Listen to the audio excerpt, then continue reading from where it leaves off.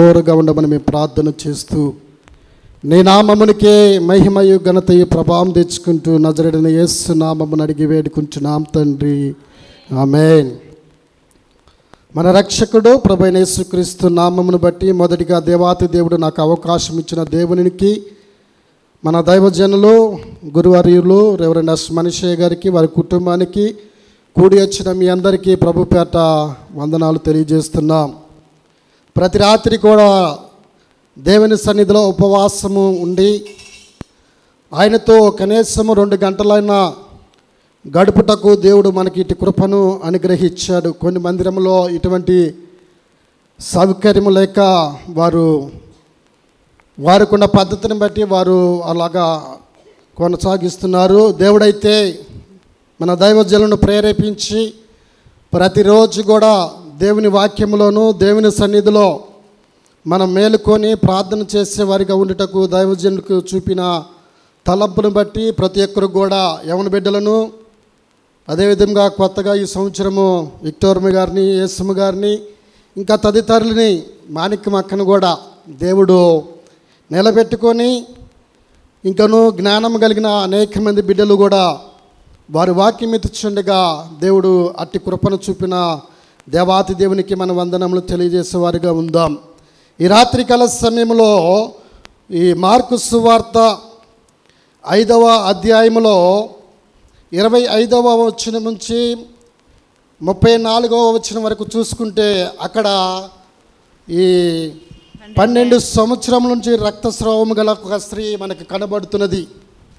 ఈ వాక్యము మనం ప్రతిదినము కూడా ఈ దేవుడు మనతో చదువుకున్నప్పుడు కానీ దేవుడు మనతో మాట్లాడుచున్నాడు. దీంట్లో నేను చదువుచుండగా ఇది ప్రతిరోజు కూడా ప్రతిసారి కూడా మనం చదువుతున్నాం కదా, దీనిలో ఏముంటుందిలే అని నేను మరలా దాన్ని 4-5 సార్లు కిందికి పైకి 25వ వచనం నుంచి 34వ వచనం వరకు చూసుకుంటే ప్రత్యేకంగా స్త్రీల గురించి దీంట్లో రాయపడి ఉన్నది. ఇక్కడ 12 సంవత్సరాల నుంచి రక్తస్రావం గల ఒక స్త్రీ మనకి కనబడుతున్నది. ఆ స్త్రీ అలాగ బాధపడుచు తనకున్న డబ్బులు మొత్తం కూడా ఏం చేసుకున్నది, ఖర్చు పెట్టుకున్నది. అనేక డాక్టర్లను, అనేకమైన వారిని కలుసుకొని అనేక రీతిలుగా తనకు కలిగినదంతయు వ్యయపరుచుకున్నది. అయినా కానీ తన రోగము తగ్గలేదు. ఎంత తనకున్న ధనము మొత్తము కూడా, తనకున్న యావదాస్తి మొత్తము కూడా వ్యయపరుచుకున్న కానీ తన మాత్రం ఏమాత్రం కూడా ప్రయోజనం లేక ఆమె రోగము ఏమైపోయినది, ఎక్కువైపోతున్నది. ఆమె రోగము మరింత సంకటగా ఎనబడినని చెబుతున్నది. అదేవిధముగా ఆమె అలా ఉంటుండగా ఆమె ఎవరిని గురించి వార్త విన్నది, ఎవరిని గురించి ఆమె వార్త విన్నదంటే యేసు ప్రభువుని గురించి వార్త విన్నది. రాత్రికాల సమయంలో తాటిగూడి గ్రామంలో నేను ప్రశాంతిని రమ్మ వెళ్ళి పెట్టి వద్దామంటే, నేను రానులే, నువ్వు వెళ్ళి పెట్టొస్తే పెట్టురా, నేను రాను అని చెప్పింది. విశ్వాసంతో ముందుకు నడవాలి మనము అని నేను వెళుతుండగా వెళ్ళి అక్కడికి వెళ్ళిన తర్వాత మొదటిగా ఒక ఆమె ఎదురైనది. ఆమె ఎదురైన తర్వాత ఏంటయ్య గారు మీరు వస్తున్నారు ఇప్పుడు అంది. ఇవాళ ఏమారం అన్న బుధవారంగా అంది. మరి ప్రతి బుధవారం కూడా ఉపవాస దినంలో మనం ప్రార్థన పెట్టుకుంటున్నాంగా అన్న. సరేనయ్యా అని ఆమె కూరగాయలు తెచ్చుకొని ఉంటానంది. కరెక్ట్గా 7 గంటలకంటే 7 గంటలకు నేను స్టార్ట్ చేస్తాను, మీరు వచ్చినా రాకపోయినా అని చెప్పి వెళ్ళా. ఇంకొక ఆమె దగ్గరికి వెళ్తే ఆమె వెళ్ళంగానే పలకరించి మంచి కాఫీ పెట్టింది. ఆ కాఫీ తాగి ఎదరికి వచ్చా. ఇంకొక 4 వచ్చారు. సరేలేండి అమ్మ అది ఇదని చెప్పేసి ఈ టైంకల్లా స్టార్ట్ చేస్తే కనీసం ప్రతి ఆదివారం ఒక 6 7 వచ్చేవాళ్ళు. కానీ ఆ రాత్రికాల సమయంలో 11 మంది వచ్చారు. రాని వాళ్ళు కూడా కొత్త వారు కూడా రాత్రికాల సమయంలో వచ్చారు. దేవునికి మహిమ కలుగును గాక. అదే రీతిగా వాళ్ళ కోసం కూడా నేను చెప్పిన వాక్యం ఏంటంటే ఇదే మాటలు చెబుదాం అనుకున్నా కానీ కాకపోతే వేరే వాక్యము విత్తవలసింది. అంజూరపు చెట్టు గురించి చెప్పాను. అమ్మా అంజూరపు చెట్టు అంటే నువ్వు నేనే అంటే అదేంటి అయ్యగారో చెట్టు కదా అంటే కాదమ్మా, ఆ అంజూరపు చెట్టుని పోలి మనము ఉన్నాము. మన ప్రతి సంవత్సరము కూడా ఇలాగే ఉంటుంటే నువ్వు దేవునిలో ఎదగలేవు అని చెబుతూ ఉండగా అనేకమైన వారు వచ్చి స్త్రీల గురించి చెప్తున్నప్పుడు వాళ్ళు జాగ్రత్తగా విన్నారు. వీళ్ళు కూడా అందుట్లో ఒక వ్యక్తి ఉంటాడు, ముసలైన, ఆయనకు అనారోగ్యంతో ఉన్నప్పుడు, క్యాన్సర్తో ఉన్నప్పుడు, అయ్యా అందరు దేవుళ్ళు ఒక్కడే, యేసు ప్రభు కూడా మా దేవుడితో పాటు దేవుడు ఒక్కడే అని ఆయన చెప్తున్నాడు. కాదు పెద్ద అయినా, ఇక్కడ కూడా ఒక స్త్రీ ఉన్నది, ఆమె ధనము అంతా కూడా ఖర్చు పెట్టుకున్నది, తనకుండా యావదాస్తి మొత్తం ఖర్చు పెట్టుకున్నది. అయితే యేసుని గురించి మాట విన్నది. నువ్వు కూడా ఈరోజు నీ గురించి, యేసు గురించి నీకు చెబుతున్నాను.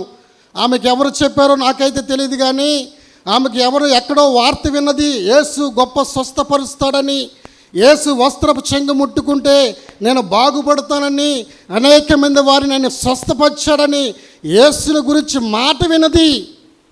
నేను కూడా ఈరోజు నీకు అదే చెప్తున్నాను. నీకున్న రోగము కూడా బైబిల్లో గ్రంథంలో ఒక వ్యక్తికి వచ్చినది.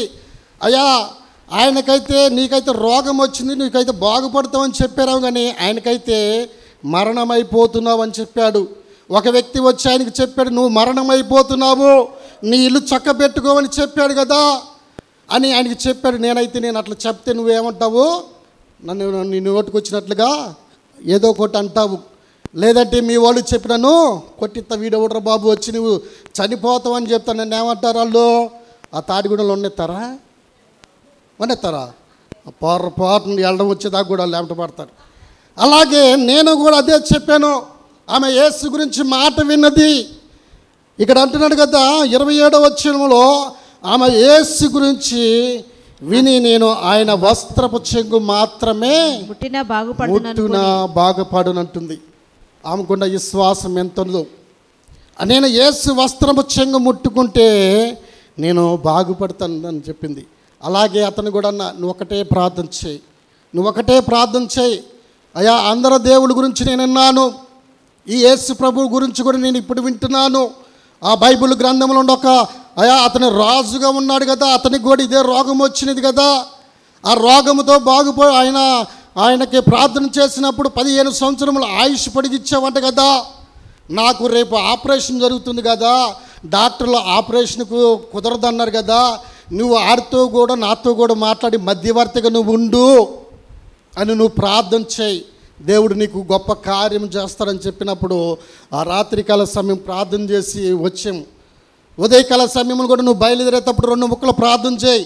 అయ్యా నాకు ప్రార్థన చేయడం రాదంటే నువ్వు ఎట్లాగా నాతో మాట్లాడుతున్నావో అట్లాగా దేవునితో కూడా మాట్లాడు అని చెప్పినప్పుడు ఆయన అదే మాటలు చెప్పుకుంటూ వెళ్తున్నాడు. వెళ్ళిన తర్వాత హాస్పిటల్కి వెళ్ళిన తర్వాత వారు వెళ్ళంగానే, అయ్యా నీకు రేపు కానీ సాయంత్రం కానీ ఆపరేషన్ చేస్తామన్నారు. ఆపరేషన్ చేస్తామన్న తర్వాత ఆపరేషన్ చేసిన తర్వాత ఆ రాత్రికాల సమయంలో కరెక్ట్గా 10:30-11 ఆ టైంలో ఆ రూమ్ అంతా కూడా ఆ గొప్ప వెలుగుగా వచ్చినదంట. ఆ రూమ్ అంతా ఒక గొప్ప వెలుగుగా వచ్చి తను ఎంతైతే నీరసంగా ఉన్నాడో, తను ఎంతైతే ఇబ్బందికరంగా ఉన్నాడో, ఈ ఆపరేషన్ చేసినప్పుడు ఇదంతా నొప్పిగా ఉందంట. ఎప్పుడైతే ఆ వెలుగు వచ్చి అతనికి కనబడి ఆ రూమ్ మొత్తం కూడా వెలుగైనప్పుడు తనలో ఉన్న నొప్పి ఏది కూడా లేదంట. యేసునామముకు స్తోత్రం కలుగును గాక. హల్లెలూయా. ఆయన అన్నాడు, అయ్యా ఆ నొప్పి అన్నట్టు నాకు ఏమీ లేదు. అక్కడ నాకు హాల్లో సెమీ క్రిస్మస్ జరుగుతుంది. అదే రోజున ఆయనకు ఆపరేషన్ ఉదయకాలం సమయం చేశారు. ఆ సాయంకాలం నైటు సెమీ క్రిస్మస్ జరుగుతుంటే ఆయనకున్న బలానికి బట్టి ఆ వెలుగు ఎప్పుడైతే అతనికి ఆవరించినదో తనకి శక్తి వచ్చినట్టుగా ఉండి ఈ క్యాన్లు పెట్టి అన్ని పీక్కుందామని చూస్తున్నంట.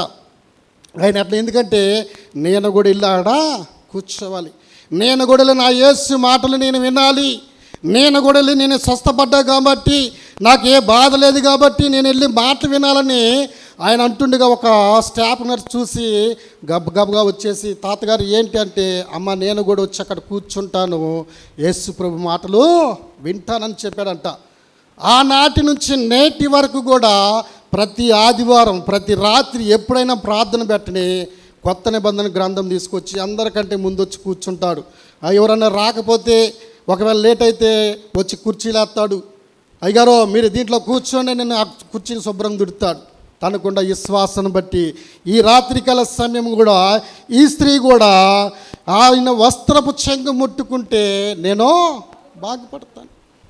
బాగుపడతానన్న తర్వాత తన వస్త్రపు చెంగు ముట్టుకున్న తర్వాత ఆయన అంటాడు కదా, ఎవరో నన్ను ముట్టారు, నాలో నుంచి ప్రభావం వెళ్ళిపోయినదని చెప్పి ఇదంతా కూడా మనకు తెలుసు. కానీ అదే 33వ వచనంలో అంటాడు కదా, అప్పుడు ఆ స్త్రీ తనకు జరిగినది ఏదో అప్పుడు ఆ స్త్రీ తనకు జరిగినది ఎరిగి భయపడి చాలు.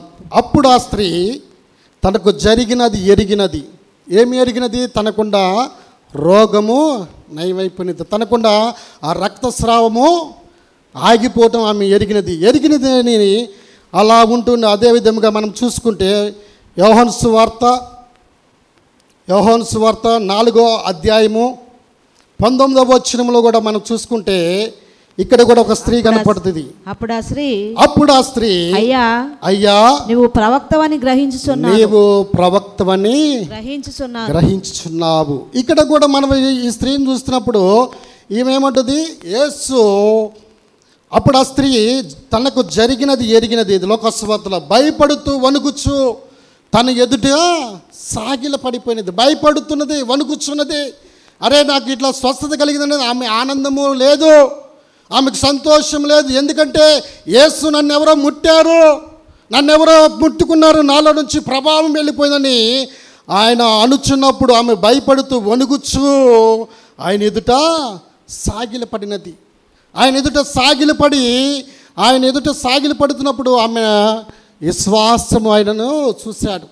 ఆమె ఎదుట ఆమె సాగిలపడి నమస్కారం చేస్తున్నప్పుడు తనలో ఉన్న భయం అంతా పోయి ఆమె యేసుప్రభు అంటాడు, అమ్మా నీ విశ్వాసము గొప్పది, నీ విశ్వాసము నిన్ను స్వస్థపరిచినది, నీ విశ్వాసము గొప్పది కాబట్టి నీ విశ్వాసము నిన్ను స్వస్థపరిచిందని చెప్పినట్టుగా ఇక్కడ కూడా ఈ స్త్రీని చూసుకుంటే, సమరయ స్త్రీని మనం చూసుకుంటే ఏమేమంటున్నది? అప్పుడు ఆ స్త్రీ, అయ్యా నువ్వు ప్రవక్తవా. అంతకుముందు దానికి ఆ పై వచనంలో చూస్తే యేసుప్రభు తమతో సంభావిస్తున్నాడు, ఆమెతో మాట్లాడుతున్నప్పుడు ఆమె ఎరిగినది. ఈ 19వ వచనంలో ఎరిగినప్పుడు ఆమంటున్నది, అప్పుడు ఆ స్త్రీ, అయ్యా నీవు ప్రవక్తవాని నేను గ్రహించి ఉన్నానని ఆమె చెప్పుతున్నప్పుడు కింద భావంలో చూసుకున్నప్పుడు కూడా ఆమె గుండా సమస్య మొత్తము యేసుప్రభు సంభావించాడు. అదంతా మనకు తెలిసినది కాబట్టి అదేవిధంగా మనము 28వ వచనంలో చూసుకుంటే ఆమంటది కదా, తన పాపపు కుండని అక్కడ విడిచిపెట్టి వెళ్ళిపోతున్నది. ఆ స్త్రీ తన కుండను విడిచిపెట్టి ఊరిలోకి వెళ్ళి మీరు వచ్చి నేను చేసినవన్నీ కూడా నాతో చెప్పిన మనిషిని చూడుడి. ఈయన క్రీస్తు కాడా? నేను చెప్పినది నాతో చెప్పిన వాడిని మీరు చూద్దిగాని రండి. నేను చేస్తున్న పాపములన్నీ కూడా దేవుడు మనకి 2024వ సంవత్సరం ఫిబ్రవరి ఈ చివరి రాత్రికాల సమయం వరకు కూడా దేవుడు మనల్ని ఇంతవరకు కాచి కాపాడంటే మనం ఆయన సాక్షులుగా మనం జీవిస్తున్నాం, మనకు ఆయనకి కుమారులుగా మనం జీవిస్తున్నాము. ఆమె అంటుంది కదా, అయ్యా నా పాపం అంతా నేను విడిచిపెడుతున్నాను, నా పాపం మొత్తం కూడా చెప్పిన వాడు మీరు చూద్దిగాని రండి. నేనేదో దోషములు చేశాను, అతిక్రమ పాపములు చేశాను, అనేక రీతిలుగా నేను పాపములను పడిపోయి ఉన్నాను కాబట్టి నేను చేసినవన్నీ కూడా నాతో చెప్పిన వాడిని మీరు చూద్దిగాని రండి తామె గొప్ప సాక్ష్యముగా చెప్పుతున్నది. అదేవిధంగా 39వ వచనంలో చూస్తే ఏమంటున్నది తెలుసా? నేను చేసినవన్నీ నాతో చెప్పినని సాక్ష్యం ఇచ్చిన స్త్రీ ఒకటి మాటను బట్టి ఆ ఊరిలోని సమరయుల్లో అనేకులు ఆయన యందు విశ్వాసముంచిరి. ఈ రాత్రికాల సమయంలో ఒక ప్రశ్న, ఏదో నేను భక్తిపరుడని నీతిపరుడని కాదు, కానీ దేవుని సమూహములో మనమందరం కూడా దేవుని బిడ్డలమే. మన సాక్ష్యం ఎలాగుంటున్నది?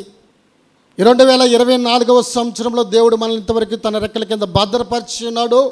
ఈ రాత్రికాల సమయంలో నిన్ను నన్ను మన దేవుని సన్నిధిలో కూర్చొని పెట్టి ఉన్నాడు. దేవుడు మనతో మాట్లాడుతున్న మన సాక్ష్యం ఎలాగున్నది? మనము ఇతరులకు నీ గురించి, నీ సాక్ష్యం గురించి ఇతరులకు చెబుతున్నావా? నేను నమ్మి మారు మనసు పొంది రక్షింపబడి యేసులో నేను నడుస్తున్నాను, యేసుక్రీస్తులో నేను జీవిస్తున్నాను, యేసులో ఉన్న ఆనందం నేను పొందుతున్నాను, యేసులో ఉన్న సంతోషం నేను పొందుతున్నాను. నేను చేసినవన్నీ నాతో చెప్పినవన్నీ చూదిగండి రమ్మని ఈ సమరయ స్త్రీ చెప్తున్నది కదా. ఆమె యేసు ప్రభువుని ఆయన గొప్ప రక్షకుడని గ్రహించి, ఆయన ప్రవక్తని గ్రహించి, ఆయన నిజరక్షకుడని గ్రహించి, ఈ లోక పాపమును మోసుకొని పోయి దేవుని గొర్రె పిల్లని గ్రహించి తన చేసిన అతిక్రమ పాపమును విడిచిపెట్టిన వాడిని నిజమైన రక్షకుడు ఈయనే అని ఆమె సాక్ష్యం ఇస్తున్నది కదా. మనము కూడా ప్రతిదినము కూడా దేవునిలో ఎదుగుచున్నాము. మనము కూడా ప్రతిదినము దేవుడు చేసే మేలును బట్టి, ఆయన చేసిన ఉపకారమును బట్టి మనము దేవునిలో సహవాసము తిరుగుచున్నాము. ఆయన చేసిన మేలును బట్టి కుటుంబంలో ఉన్న ఆర్థిక వనరులు బట్టి, కుటుంబంలో ఉన్న ఇబ్బందులు బట్టి కూడా ఆయన అనేక మేలు చేస్తున్నాడు. నీ సాక్ష్యం ఇతరులకు చెప్పుతున్నావా? నీ సాక్ష్యం ఇతరులకు చెప్పుతున్నావా? మనలో మెరుగాయ కోతకి వెళ్తే అక్కడ ముచ్చట అక్కడే, ఏ పనికి వెళ్ళినా అక్కడ ముచ్చట అక్కడే, లేదంటే అక్కడ నలుగురు కూర్చున్నామంటే అక్కడ ముసలమ్మ ముచ్చట్లకే తప్ప రెండో దానికి మనము ప్రాధాన్యత ఏమో. ఈమె యేసు ఎవరో అని ఎరిగి ఆమె స్వస్థత పడ్డది. ఈ సమరయ స్త్రీ కూడా యేసు ప్రభుతో సంభాషించి మాట్లాడినది, యేసుతో కూడా కలిసి ఆమె మాట్లాడుచున్నప్పుడు అక్కడ దాహం ఇస్తే నేను ఇచ్చే నీళ్ళు తాగితే నువ్వు ఎన్నడూ దప్పికొనవని చెప్పి ఉన్నాడు. అదేవిధంగా కిందకు వచ్చుతుండగా ఆయన మాటల్లో చూసినప్పుడు ఆయన ప్రవక్తని గ్రహించినది. ఆ పైకి వెళ్ళినప్పుడు ఆయన అంటున్నది కదా, ఆ స్త్రీ తన పాపపు కుండ అనగా తన పాపపు జీవితాన్ని విడిచిపెట్టి వెళ్ళినది. అవన్నీ పోయిన తర్వాత యేసు ప్రభు నన్ను నా పాపములను ఎత్తి చూపుతున్నాడు కాబట్టి నేను చేసినవని నాతో చెప్పినవని చూద్దిగానే రండని ఆ సమరయ ప్రాంతం మొత్తం కూడా సాక్ష్యం ఇస్తున్నది. సంవత్సరానికి ఒక్కళ్ళనే మనం సాక్ష్యం చెప్తున్నామా? సంవత్సరానికి ఒక్కసారి మన జీవిత సాక్ష్యాన్ని కానీ, మన కుటుంబంలో జరిగిన మేలుని బట్టి కానీ, మన కుటుంబంలో జరిగిన ఉపకారమును బట్టి కానీ మనం ఎప్పుడైనా సాక్ష్యం చెప్తున్నావా? నీ తోటి వారిని కూడా నువ్వు ఎప్పుడైనా దేవుని సన్నిధికి తీసుకొచ్చినామా? ఈ రాత్రికాల సమయంలో ఈ సమరయ స్త్రీ కూడా చెప్తున్నది, నేను చేసినవన్నీ కూడా నాతో చెప్పినవన్నీ చూద్దిగాని రండని ఆ సమరయ ప్రాంతం మొత్తం కూడా ప్రకటిస్తున్నది. ఆ సమరయ ప్రాంతం మొత్తం ప్రకటిస్తున్నది. మనము కూడా ఎలాగుంటే మన సాక్ష్యం ఎలాగుంటున్నది? మన సాక్ష్యం యేసు గురించి విన్నాము, యేసులో మనము యేసు రక్తంలో కడగబడి ఉన్నాము, నమ్మి మారు మనసు పొంది రక్షింపబడి ఉన్నాము, ఆయన బలలో మనం పాల్గొంటున్నాము. ఆయన కృపను బట్టి ఇంతవరకు తన రెక్కల కింద భద్రపరిచి క్షేమమిచ్చి నీ కుమారులను, నీ కుమార్తెలను, నీ బిడ్డలను, నీ మనవరాలను కూడా ఆయన కాపాడుతున్నాడు.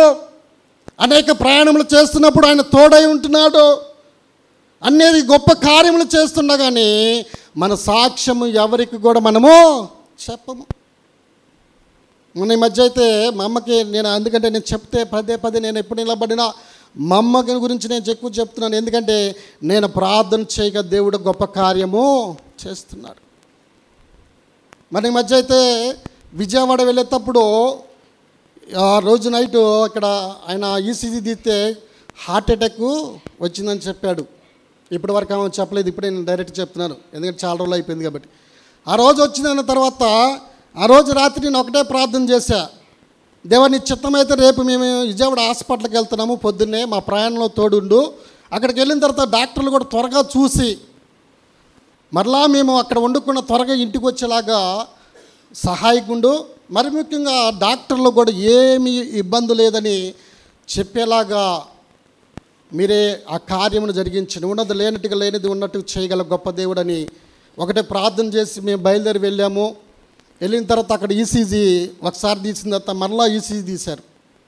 అప్పుడు నాకు భయం వేసింది, అప్పుడు కొంచెం అభయపడింది, జంకింది, భయపడిపోతున్నాను. అరే నేను ప్రార్థన చేసుకున్నాను కదా దేవుడికి, ఇలాంటి మళ్ళీ ఈసీజీ అంటున్నారని మళ్ళీ ఈసీజీ తీసిన తర్వాత ఇద్దరు డాక్టర్లు కలిసి చూశారు. ఏం లేదంటే ఇంతకుముందు ఎప్పుడన్నా వచ్చిందా అన్నారు. ఏం రాలేదండి అన్నాం. ఏమి లేదంటే ప్రాబ్లం లేదు, గ్యాస్ ట్రబుల్ ఒకటే, గ్యాస్కి ట్యాబ్లెట్లు ఇస్తున్నాను, ఏమీ ఇబ్బంది లేదు హార్ట్ ప్రాబ్లం వల్ల అని చెప్పాడు. దేవుడు గొప్ప కార్యం చేశాడు కదా. అది కూడా నేను సాక్ష్యం చెప్పాలనుకుంటే ప్రతిసారి నేను ఉంచున్నప్పుడు కూడా మా అమ్మ గురించి నేను చెప్తున్నాను. కానీ మనము ఆయన చేసిన మేలు మనం ఎప్పుడు కూడా మర్చిపోకూడదు. ఆయన చేసిన ఉపకారములు ఎప్పుడు మర్చిపోకూడదు. నా ప్రతిదినం నా ప్రార్థనలో ప్రతిదినం కూడా నేను అనేక మంది వారి కోసం ప్రార్థన చేస్తాను. అదేవిధంగా తాటిగూడు గ్రామంలో కూడా ఎప్పుడూ ప్రార్థన పెట్టుకున్న అతను కూడా పోయిన ఆదివారం ప్రార్థన పెట్టినట్టు మా ఇంట్లో మేము ఇల్లు రీమోడల్ చేసుకున్నాం. నేను అక్కడ నిలబడి నేనేం వాక్యం చెప్తున్నానంటే,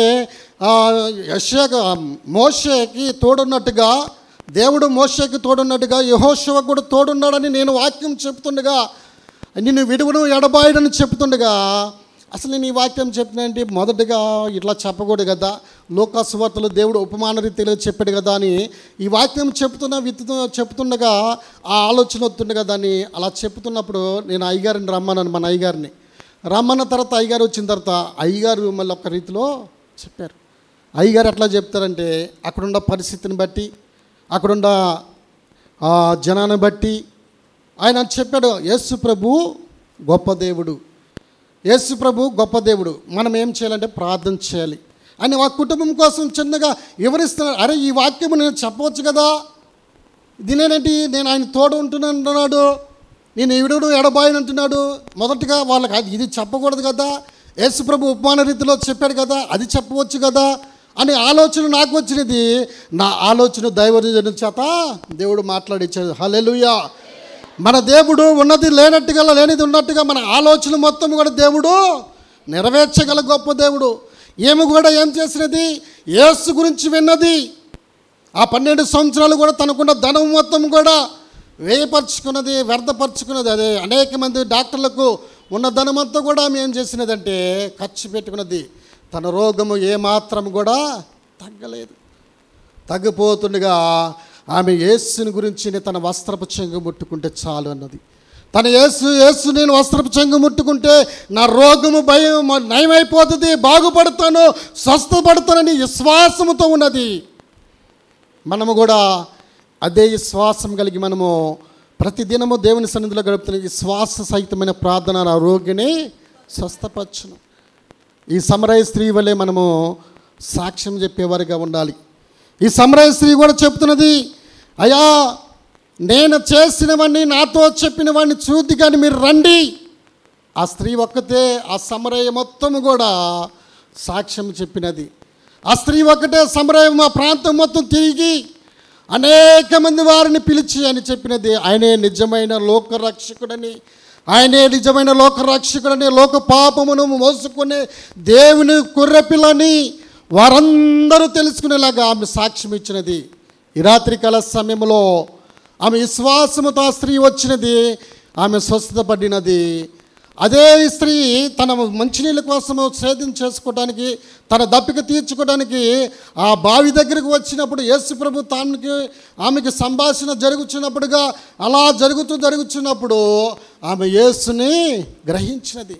ఈయన ప్రవక్త కదా, ఈయనతో నేను జాగ్రత్తగా మాట్లాడాలి, ఈయన యేసు ప్రభు కదా అని ఆయన గ్రహించినది. మనం కూడా యేసు ప్రభువే కదా, వెళ్ళొచ్చులే, మనం దేవుని సన్నిధికి వెళ్తున్నాము కదా, వెళ్ళొచ్చులే, మనం దేవుని సన్నిధికి వస్తున్నాము కదా, ఎట్టగొట్టి వెళ్ళొచ్చులే అనుకుంటున్నాము. కానీ దేవుని సన్నిధికి వచ్చినప్పుడు మన ప్రవర్తన కూడా చాలా జాగ్రత్తగా ఉండాలి. దేవుని సన్నిధికి వచ్చినప్పుడు మనం పవిత్రంగా ఉండాలి. దేవుని సన్నిధికి వచ్చినప్పుడు మనం ఎంతో దేవునికి అనుకూలంగా మనం జీవించాలి. ఈ రాత్రికాల సమయంలో ఆ సమరయ స్త్రీ కనుక ఆ సమరయ మొత్తం కూడా తన సాక్ష్యం చెప్పినట్లుగా మనము కూడా మన పక్కన ఉన్నవారిని, మన ఇంటి పక్క వారిని, ఇరుగు పొరుగు వారిని, మనకు దేవుడు చేసిన మేలును మనము ఇతరులకు చెప్పేవారిగా ఉందాం. అదేవిధంగా అవంటది కదా లోక సువార్త 10వ వచనంలో కూడా 10వ వచనము లోక సువార్త 10వ అధ్యాయము 38 నుంచి ఈ 42వ వచనం వరకు చూసుకుంటే అక్కడ ఒక మార్తాను స్త్రీ ఇద్దరు సహోదరులు కనపడతారు.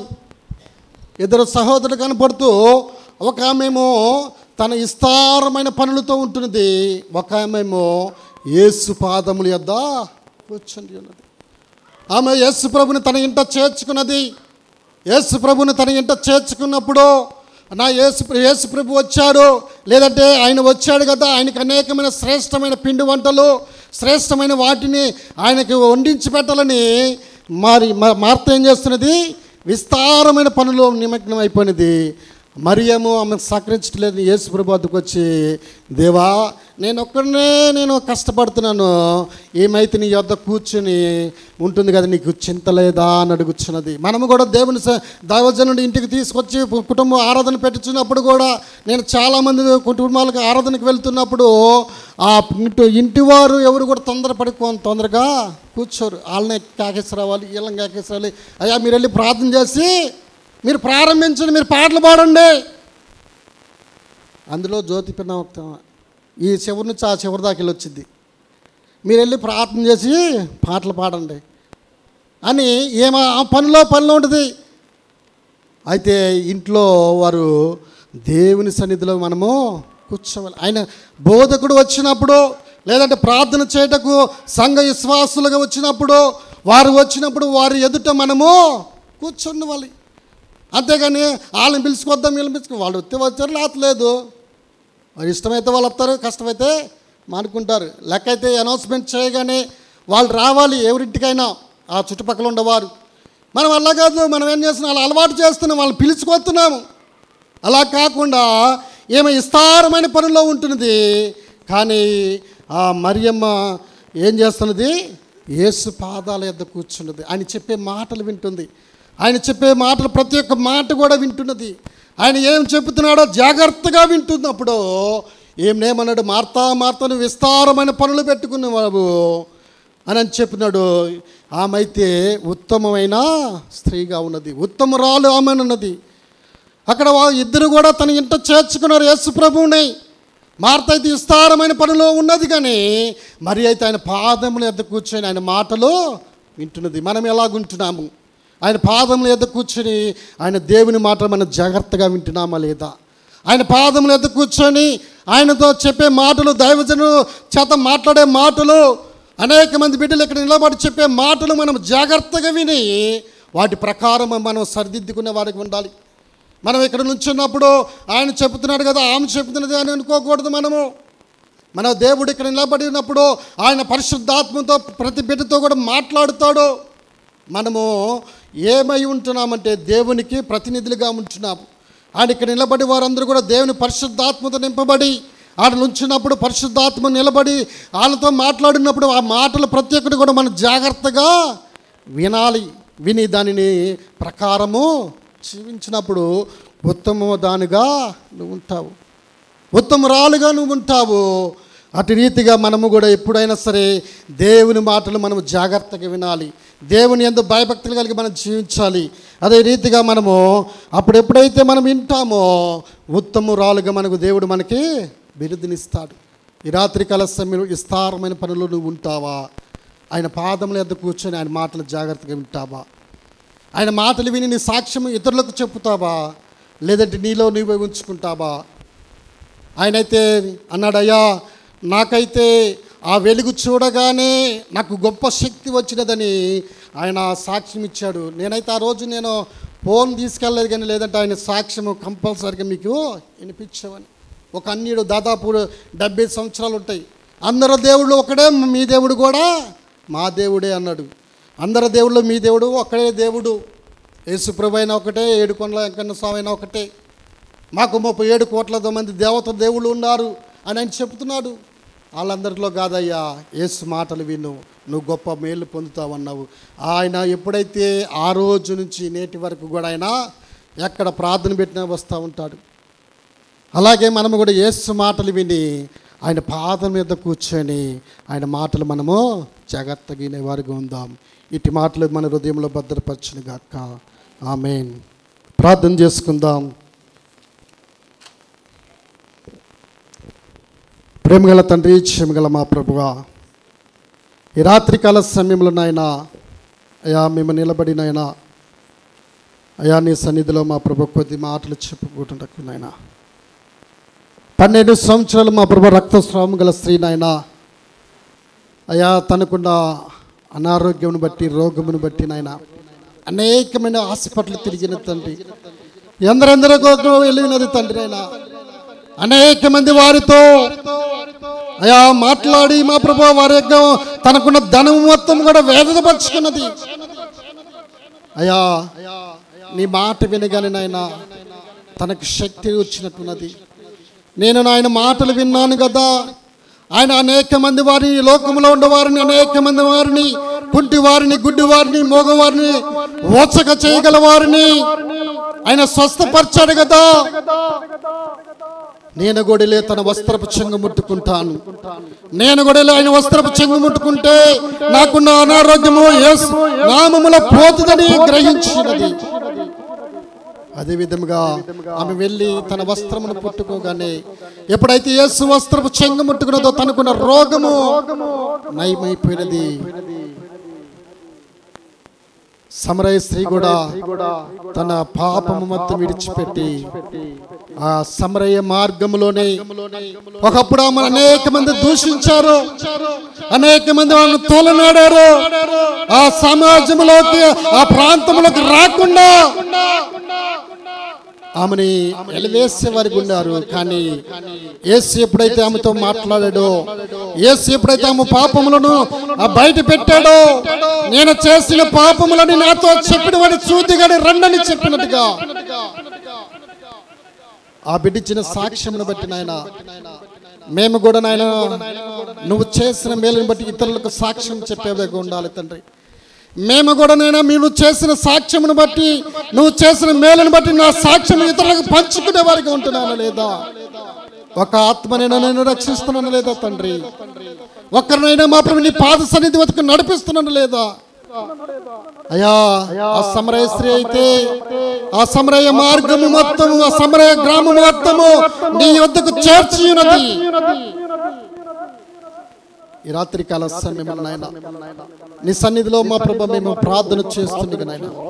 ఈ రాత్రి కాల సమయంలో ప్రతి ఉపవాస దినమును మా ప్రభువా, ప్రతిరోజు నీ ఉపవాస ప్రార్థనలో మేమందరము ఏకము కూడుకొని సహవాసము కూడుకొని నీ వద్ద పాదముల యొద్ద కూర్చుంటున్నాం తండ్రి నాయన. ఉత్తమురాలుగా మా ప్రభు, ఉత్తమైన స్త్రీరాలుగా నాయన, ఉత్తమ పురుషుడుగా నాయన నీ మాటలు జాగ్రత్తగా తలపోసుకొని నీ మాటలు మా ప్రభు విని నాయన దాని ప్రకారం జీవించినప్పుడు నాయన, నీ మాటలు శ్రద్ధగా విన్నప్పుడు, నీ మాటలు మా ప్రభు శ్రద్ధగా ఆలకించినప్పుడు నువ్వు గొప్ప కార్యములు చేసే దేవుడు అని మా ప్రభువా మేము గ్రహించే వారిగా ఉండుటకు నయా నీ కుమార్తెగా, నీ కుమారునిగా చేర్చుకుని తండ్రి. ఈ రాత్రి కాల సమయమున నాయనా ప్రతి బిడ్డతో మీరు మాట్లాడిన విధానం బట్టి నాయనా నేను కూడా ఎలాగుండను నాయనా, నేను ఎలా జీవిస్తున్నాను మా ప్రభువా, నాతోను మా ప్రభువా ఇక్కడ కూడుకున్న నీ ప్రియ బిడ్డలతోనూ మాట్లాడే విధానం బట్టి నీకు వందనాలు తెలియజేస్తూ మా ప్రార్థన విజ్ఞాపనని మా ప్రభు మీరు ఆలకించి ప్రతి బిడ్డతో మీరు మాట్లాడే విధానం బట్టి నాయనా ఈ రాత్రి కాల ఈ ఉపవాస ప్రార్థన మీరు ఆశీర్వదించినందుకు నీ నామమునికి మహిమ ఘనత ప్రభావం తెచ్చుకుంటూ నజరేయుడైన యేసు నామమున అడిగి వేడుకుంటున్నాను తండ్రి. ఆమేన్ ఆమేన్ ఆమేన్. అందరికీ వందనాలమ్మా.